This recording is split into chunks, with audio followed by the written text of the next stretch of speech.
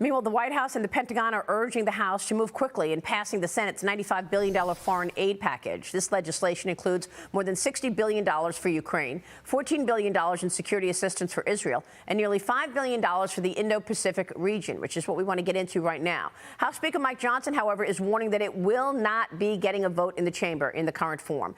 Here's what Deputy Pentagon Press Secretary Sabrina Singh had to say about that yesterday. Watch.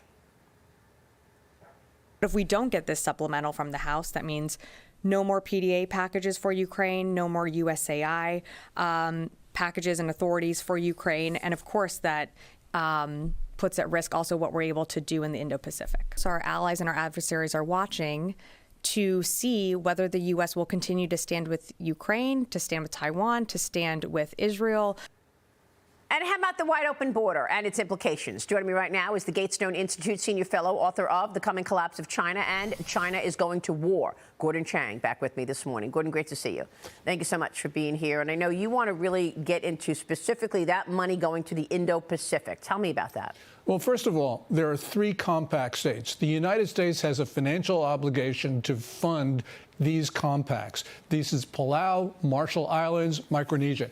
These islands control Pacific. If China gets them, and China's really trying very hard, because it's saying to people in the islands, the U.S. is not funding its obligations, therefore you should ditch the U.S., go to China. That means China would have naval bases close to Hawaii, and that means we would not be able to get across the Pacific to Asia without encountering the Chinese. So what you're saying is, look, the money should go, this supplemental package is important, particularly to ward off the dominance that we continue to see from communist China. Right. And these compact states, it's $2.4 billion over 20 years. But the other issue, of course, is the border, as you've talked about, because across that border, we are seeing Chinese soldiers come across.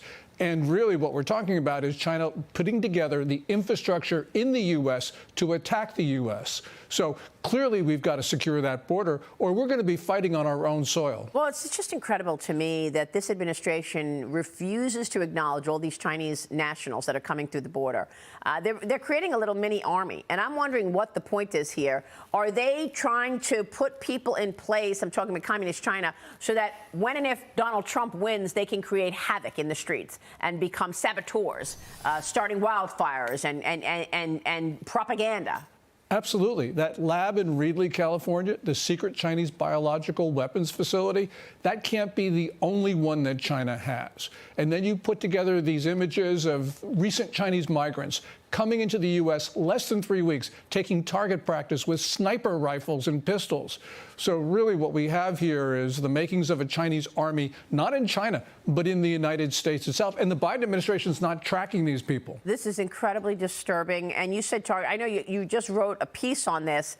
If you are running from persecution, the first thing you want to do is make sure that you have a place to live and you want to be safe.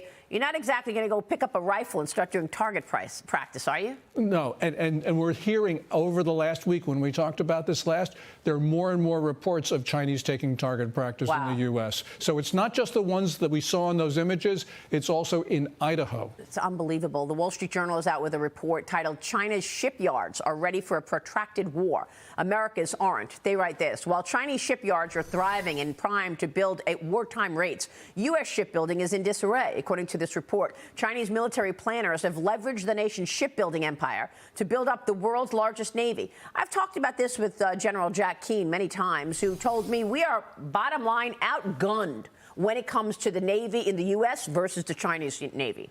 Clearly, China has more ships than we do. You know, we say our ships are more capable, as the chief of naval operations said yesterday. But the point is, you know, when you have a lot of quantity, you can overwhelm quality. And really, this is a problem that's been decades in the making. But Biden doesn't seem to care about it because there is no push to really build American ships. You know, it's not just commercial ships, it's Navy ships as well. This is a problem because the Chinese can build ships like 300 times faster than we can.